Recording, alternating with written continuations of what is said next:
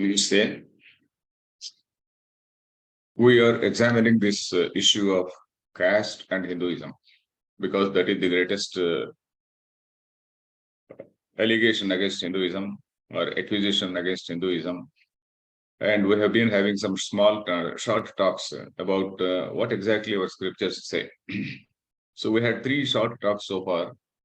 One about what the Purusha Suktam said, and one about what the Gita says, and one about what we find in the Nahusha Prashnas of Mahabharatam. And in the Mahabharatam, again, there are several other passages we have not seen. If we want to see them, we can see them also.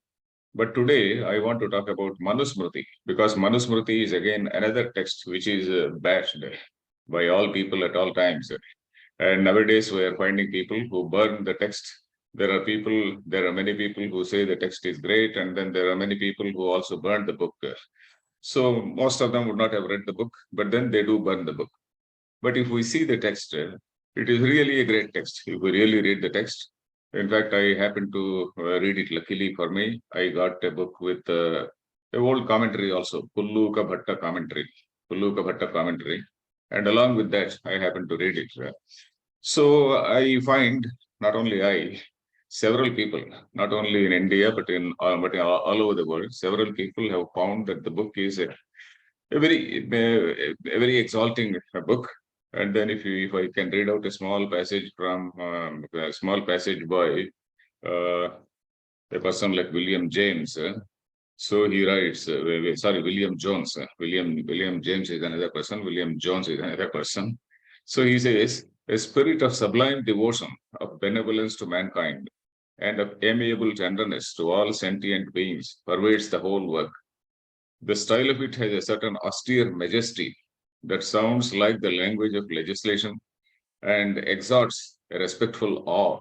So he goes on writing like that. That is in his book, that is the Institutes of Hindu Law, that is Sir William Jones' preface. So like this, many people have praised it because we agree only when some Westerner praises it. There are very many Westerners who have praised it in very many ways. But unfortunately, because of our social issues and because of the realization of the British that the society had to be divided, because if the society is united, then they cannot rule. So if the society is divided into so many blocks, so many caste groups and all that, it will be easy for them to pit one against the other and then rule. So the British found it easy to break the society by perpetuating this issue of caste. So that is what we see. So let us see what exactly this Manusmriti is. As the name indicates, it is called as Smriti. There are two words which we have to know. That is, one is Shruti and the other is Smriti. For those who do not know, Shruti is Vedas. Vedas means all the four portions of the Veda. In fact, sometimes the Vedas are divided into two groups, two parts, that is Karma Kanda and Jnana Kanda. And sometimes more, say it is divided into four sections. That is, one is called Samhita, the other is Brahmanam, the other is Aranyakam, the other is Upanishad. So it depends on how you want to look at it. So, but then whatever it is, the whole corpus of the Vedic literature is called what is called a Shruti. Shruti means something which is heard. Shravanam, you know the word Shravanam. Shravanam is listening or hearing. So Shruti is something which has been heard. The very orthodox view is that it is something which is apaurushaya. Apaurushaya means it is something which is not man-made. It is something which is revealed to the human beings by Brahma, the creator. So, but many other modern people, they also say that no, Paurushaya means something which is, which is something which is universal in nature, which is something universal. Our sages who wanted to find eternal truths, they wanted to find what exactly is the truth. So, in order to find the truth, they had a very honest inquiry into the nature of truth, and then they revealed. And in their contemplation, in their meditations, certain realization came to them. So that sort of realization is what is described in these books. So that is what other group says. Whatever it is, it doesn't matter. But this Shruti is something which is the primary text. And Smriti is something which is supposed to follow that. Shruti is the primary and Smriti is the second. Smriti means something which is recalled to memory. Smriti, Smaranam is something which is recalled to memory. So Smriti, Manu Smriti is one such. And we see that it is not the only Smriti which is available. There are so many Smritis. There are so many Smritis, but the Shruti is only one. But there are so many Smritis. Why? Because of changing times and because of the vastness of the Bharata Khanda. Bharata Khanda in those days, right from Afghanistan to Burma and then Sri Lanka and the whole land was the Bharata Khanda. So this various places, various kings, and then depending on the regional practices and whatnot. So the Smritis, there are more than 40 Smritis, well-known Smritis. There are some minor Smritis. If somebody said it is around 100 also. But I myself have about 25 Smritis in my library. So there is Ashtadasha Smriti. There is one collection. There is Manusmriti. There is a collection of another collection of Smritis. So something like that. There are so many Smritis. Why? That is because the Shruti allows it. The Shruti, for example, Veda. If we see, there is a line in Taittiriya Upanishad that actually permits that if a person has to go, if a person goes to another far off land, and if he sees some different practice there, and if he sees that it is something which is not in conformity with his own what he thinks is dharma, so he has to follow what the pious and educated and learned people follow there. The line says, Atha yadite dharma vichikitsa va vritta vichikitsa va syat ये तत्र ब्राह्मणा सम्मर्शिनः युक्ता आयुक्ताः अलूक्षा धर्मकामा स्युः यथा ते तत्र वर्तेरन् तथा तत्र वर्तेथाः. So I just quoted it only to say that it is something which it is there in Veda. It's not something which I am saying. So it says, if you, whenever you have a doubt about your dharma vichikitsa, vrta vichikitsa is about your conduct. If there is some doubt, if there is some doubt, then you follow. You see the people who are dedicated to truth, pious people who are dedicated to truth, and then you follow them. You follow their conduct. So that is what is dharma at that place. So there are certain changing aspects of dharma. There are certain changeless aspects, that is satyam, vada, dharmanchara, etc. They don't change. But there may be some procedures. Some procedures may be changing. So some social values in a particular area may be slightly different. So that is the reason why we have got so many dharmas. And Manu Smriti was a text which was supposed to be for Krita Yuga, that is thousands of years ago. Manu was a king who we don't have any history of that Manu, apart from what we see in the Puranas and Itihasas. Manu is said to be the son of Surya. That is Vivaswan Manave Praha. Manu Rikshwakave Abravit says Bhagavad Gita. Vivaswan is Surya, Manave Praha. So Vivaswan told Manu, who was the king. In fact, we think that Manu is a Brahmin or a Rishi or something like that. He was the king. He told to the Rishis who approached him, and then the Rishis, when they asked him, you tell what are the dharmas, then he is said to have told them, and that forms that Manu Smriti. So then the first point we note is Shruti, that is Veda, is one. The spirit of the Veda is conveyed through the Smritis, and Smritis can change depending on the place. In the place, keeping the basic spirit of the Vedas in mind. That basic spirit of the Veda, that for example, the spirit of the Veda is Sarvam Kalvidam Brahma. That is all, what all we see is Brahman. What all we see is Brahman. That is in every living being, you see divinity. All the antahkaranas of all the beings, I told while talking about Purusha Suttam also, all the antahkaranas of all the beings are the part of the antahkarana of the Virat Purusha, the cosmic being. So when we say that, that is the spirit, that is Sarvatma Bhava, that is the spirit. And if you say that the society is divided into castes and then all this discrimination and whatnot, it is something which actually offends somebody who knows the tradition. So that is the reason why we have to know what exactly is the picture. And the Shruti, the text also say that if there is some contradiction between the spirit of the Shruti and what the Smriti says, the Smriti need not be followed. Smriti need not be followed. So if we find something which is obnoxious according to modern value system, then we can keep it aside. There is nothing wrong. And Manusmriti was never followed. In fact, when William Jones said, identified it, because when the British people, they were trying to make laws for India, what they did, they took out what are the major Dharma Shastras. They took out Yajnavalkya Smriti, Manu Smriti, and things like that.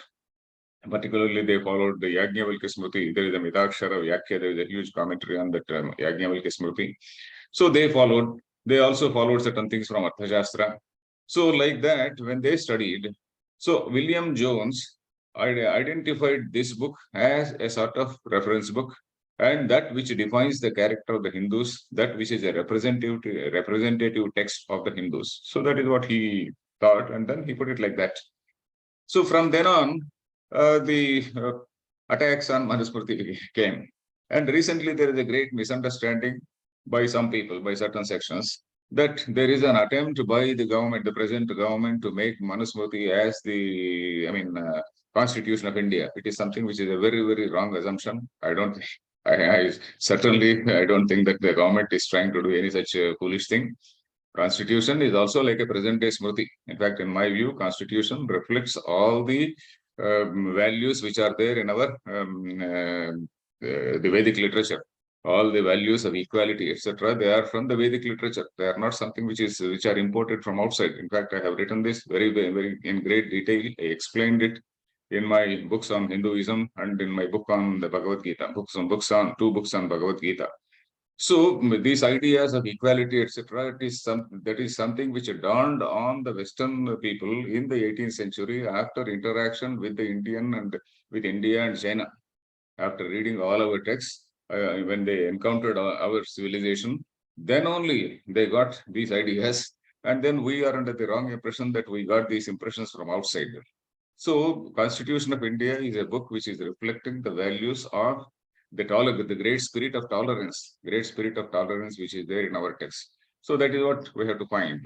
And we also see that Manusmriti was never followed. I'll give you some examples. For example, in chapter 3, 120, shloka number 123, for example, it says that a Brahmana, while doing Shraddha, that is while offering, performing the puja for the ancestors, departed ancestors, that annual ceremony, what we call, in that we are supposed to offer meat.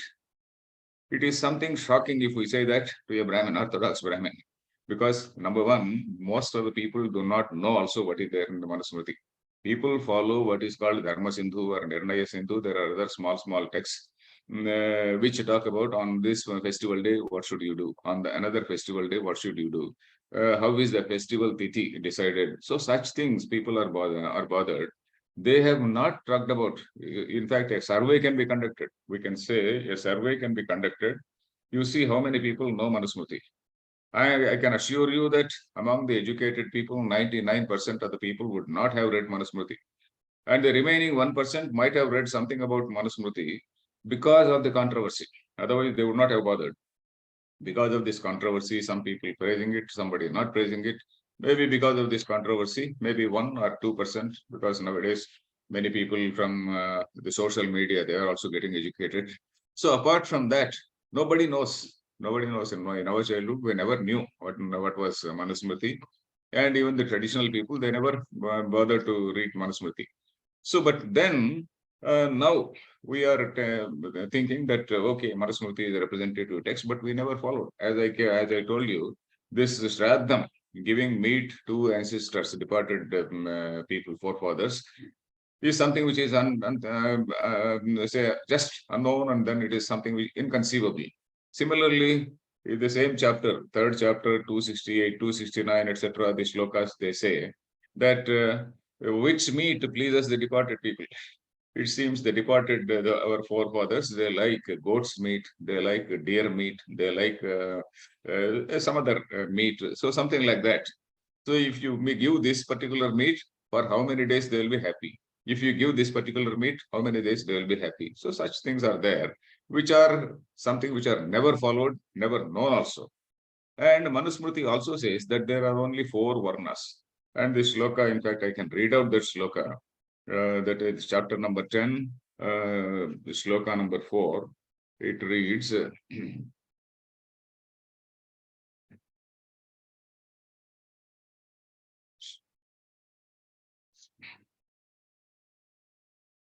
I could have made a presentation, but somehow. So where is it? Chapter number 4. Chapter number 10.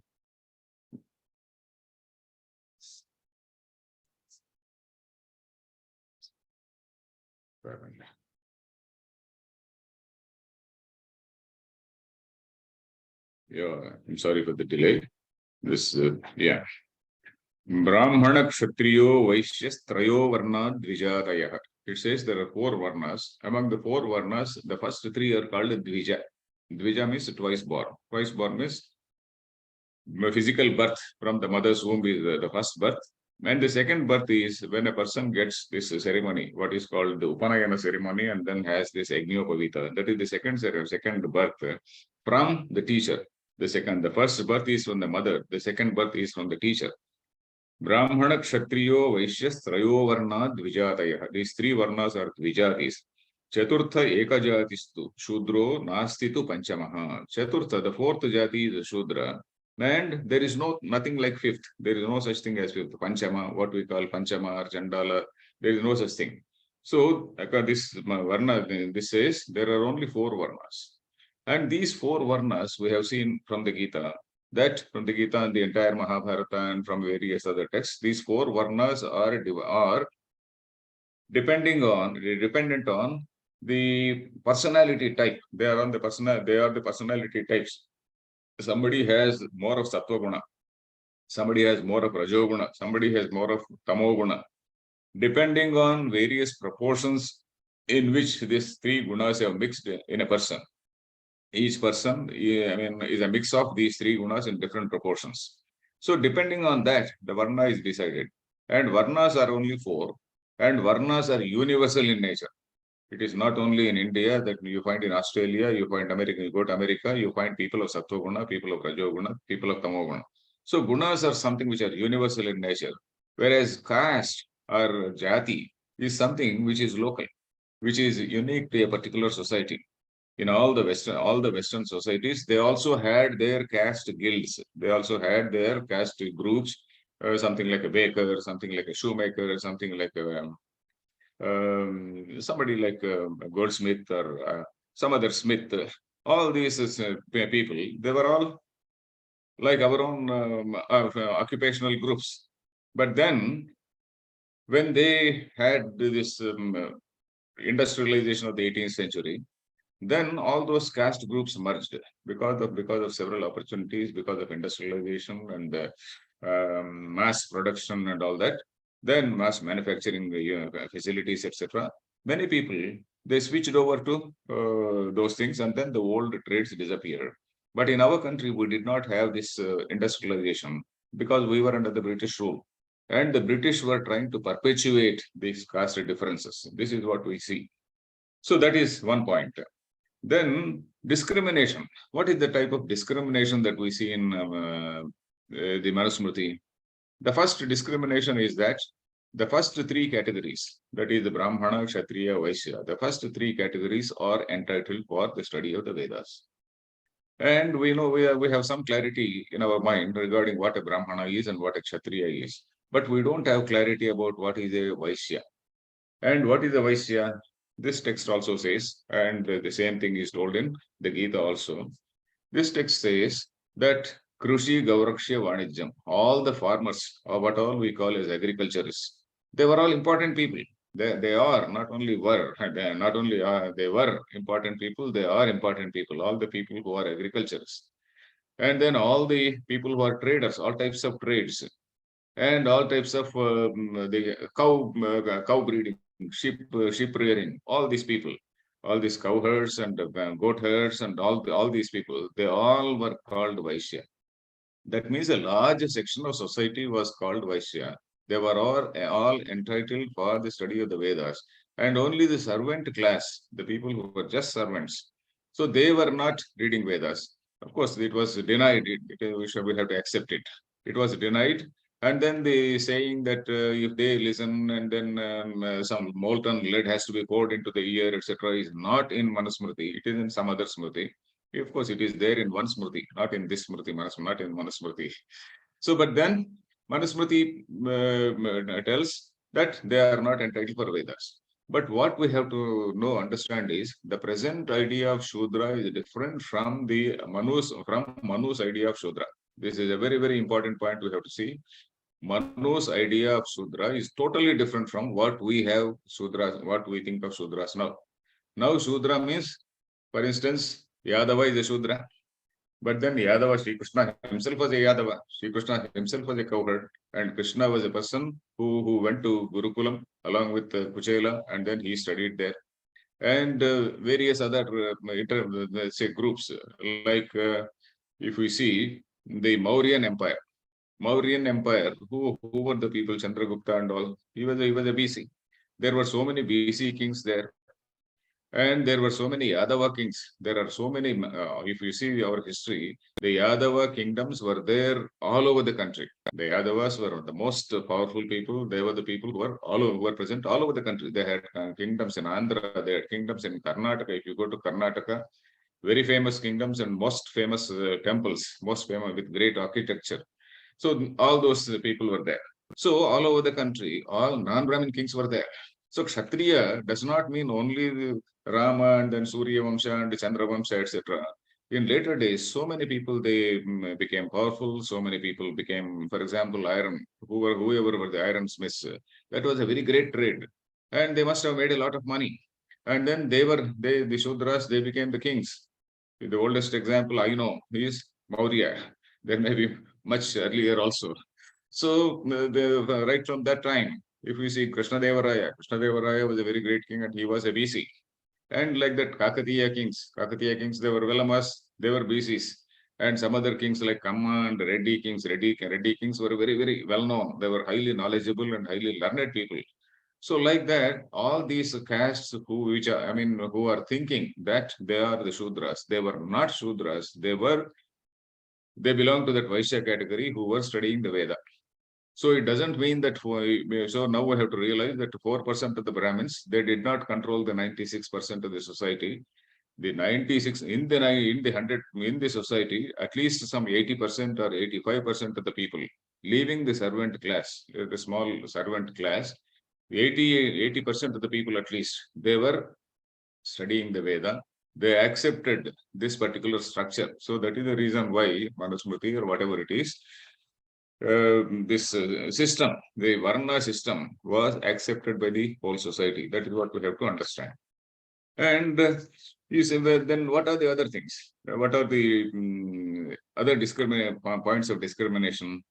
For instance, the punishments. There is a differential punishment for the same offense. Differential punishment. For example, somebody harshly, abuses somebody or beats somebody. For the same, say, offense, there is a different punishment for the Brahmana, there is a different punishment for Kshatriya, there is a different punishment for Vaishya and the Shudra. So the first three categories, they are either warned or fined. But then the last category, there is no fine, but a corporeal punishment. There is a corporeal punishment is beating, whiplashes, etc.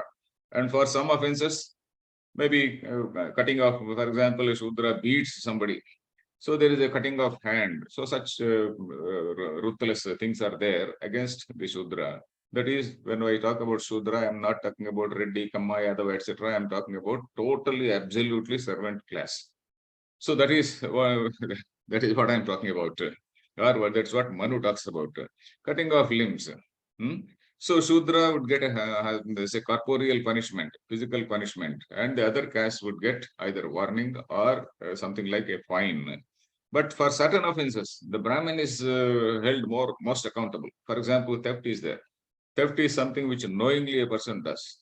And if a Brahmana does theft, he has got the maximum fine. The maximum fine has to be paid by the Brahmana and not by the Shudra. Shudra pays a little bit from, he will get corporeal punishment, no doubt. But then the Brahmana has to pay the maximum fine. So like that, it is like that. Then what about castes? According to Manu, what about castes? Now we have to very carefully see. There is one chapter number 10. Chapter number 10 talks about inter-varna marriages. After all, human nature is human nature. Brahmin woman does not mean the Brahmin woman is always She is also endowed with all that sattva guna, etc. The Brahmins were also going out to several places, seeking employment or some of the seeking for studies, whatever. And naturally, the women could have developed some intimacy with some other people. So there is what is called intervarna relationship or intervarna marriages. And sometimes a Brahmana marries a Kshatriya woman. Sometimes a Brahmana marries a Vaishya woman or a Shudra woman. And sometimes a Shudra marries a Brahmana woman. If a Brahmana marries a Shudra or a Kshatriya or a Vaishya, it is called Anuloma.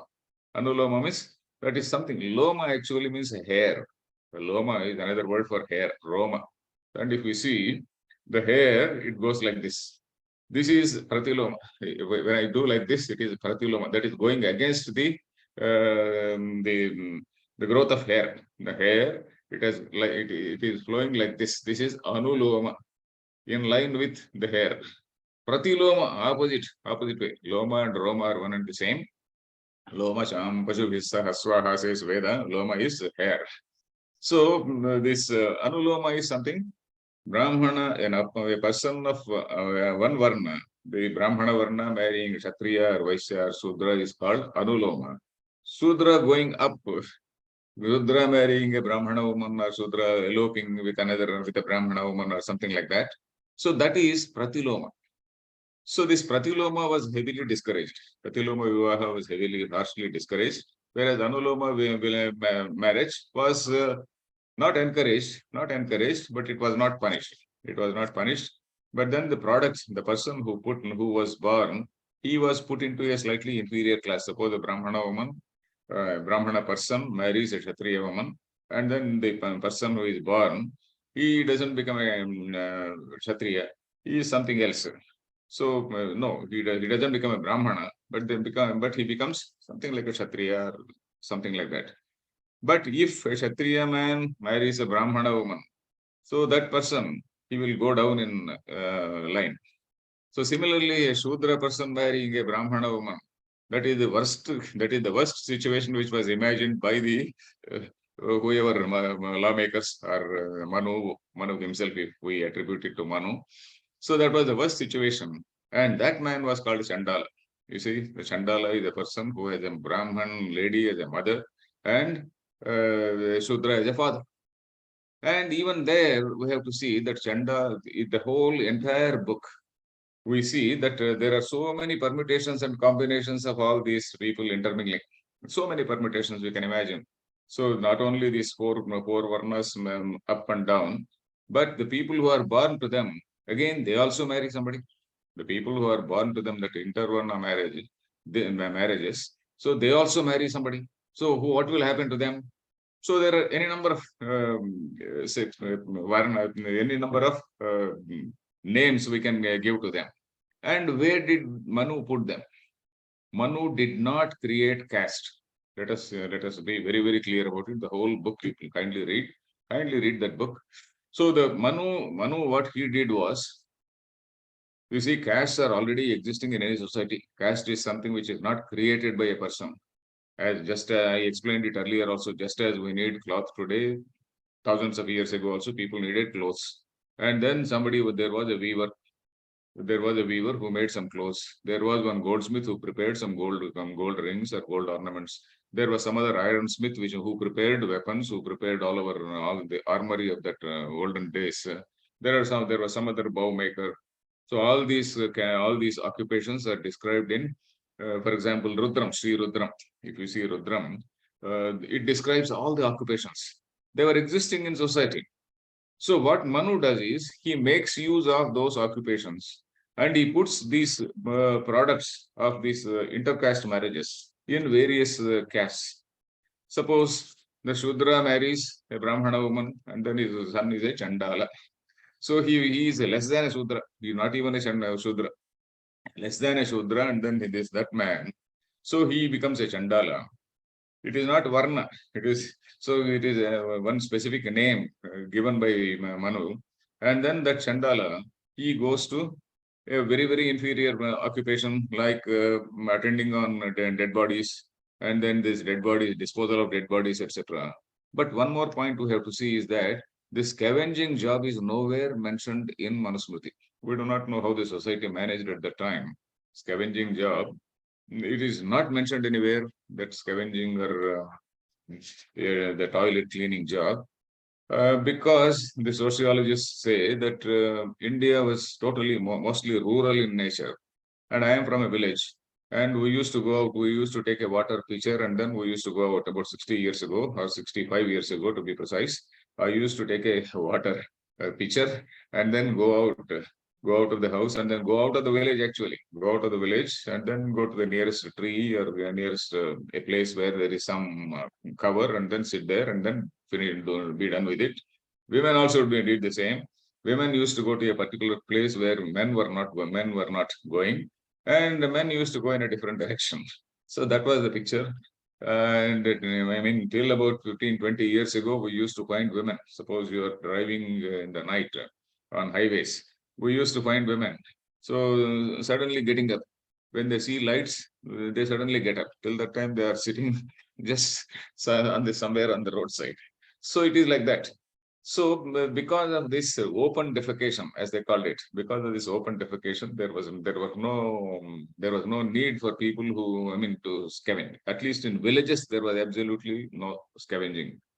But in towns or in royal palaces, we don't know how they manage that vritti or that occupation is not mentioned in Manusmriti. If somebody finds it anywhere, kindly tell me. But this occupation was there in the Western world. For example, if you see what is called a gong farmer, G-O-N-G, gong, G-O-N-G, gong farmer, if you go to YouTube and see, in the royal the palaces, whether it is Buckingham Palace or some other palace, or even in rich people's house, not only palaces, but in all rich people's houses, they did not have this practice of open defecation. So they used to have separate rooms, and then that is how the present day toilet, the old form of toilet was there. And then in one floor, a particular floor, they were doing it, and then it was all collected somewhere down in a huge casket or something. And that used to be cleaned occasionally by people who came. He was called a gong farmer, F-A-R-M-E-R farmer. So that system, probably in some way, it was adopted by the Muslim invaders also, because they also they had these harems. In those harems, the women were not going out. So at that time, the rulers, they forcibly took some people from the Indian society and then they made them do the dirty job. So that is how this scavenging job arose. So that is what some sociologists say. I am not an author, and I am not very sure about this because I have not studied that aspect. I can only say what is there in our text, what is there in Manusmriti or Agniyavalkya Smriti or Parashara Smriti or Gita, etc. So this book, it describes some punishments, some punishments, very harsh punishments, sometimes for, for the Shudras, and including cutting off limbs. And then for intervarna marriages also, intervarna marriages, the people who are born, luckily they were not asked to be killed. They were only placed in certain dirty occupations, somebody keeping a watch in the graveyard, somebody taking care of the graveyard. So such type of jobs. So the basic idea was the Varna system was basically to ensure, to tell the people that the whole society has to work as a human body, as one body. Just as the head is there, limbs are there, shoulders are there, body is there, and then feet are there. It has to function like a whole, I mean, like a human body. And now we see here that what Manu said, Manu's idea of caste is something which is totally different. Manu idea of Shudra is totally different from our particular idea of Shudra. So these points we have to keep in mind. And certainly, if there is anything objectionable in Manu, we can totally ignore it. There is no problem about it. The Shruti also allowed it. Shruti also allows that something which is not in accordance with the spirit of the Shruti. The Shruti says you see divinity in every person. Even Gita says, Shunishaiva Shvapakecha Pandita Samadashinaha. Pandita, that is a person, a realized person is a person who sees divinity, who sees that samatva, who sees equality, that samatva, equality, they are all in there. They are the values in our text. And if there is something in a sociological structure, when you go to your office, you have to report to your boss. It doesn't mean that you are equal to your boss. So something similar happened in the social structure also. That much of hierarchy we can allow in any society. If you go to any society, Western society or any other society, there is a hierarchy. So that much of hierarchy was there, but otherwise you have to see divinity in all. So whatever is obnoxious for the modern values, we can remove it. And there are certain very many noble things told in the great in this Manu Smriti. Very many great insights into human nature. Very many things are told. Maybe I will give some more talks on Manu Smriti on other aspects, but not the controversial aspect like this Varna and caste. Varna and caste is a controversial subject. I can repeat, Varnas are only four and castes are more than 3,000. Varna is something which is based on psychological type, that is Sattva, Rajas, Tamo, Guna, etc., and it is universal in nature. Caste is something which is unique to a particular society and it describes a particular social occupation and it is unique to a society. So these are the points which we have to take home today. So maybe I will give some more talks on other aspects of Manusmriti later. Thank you.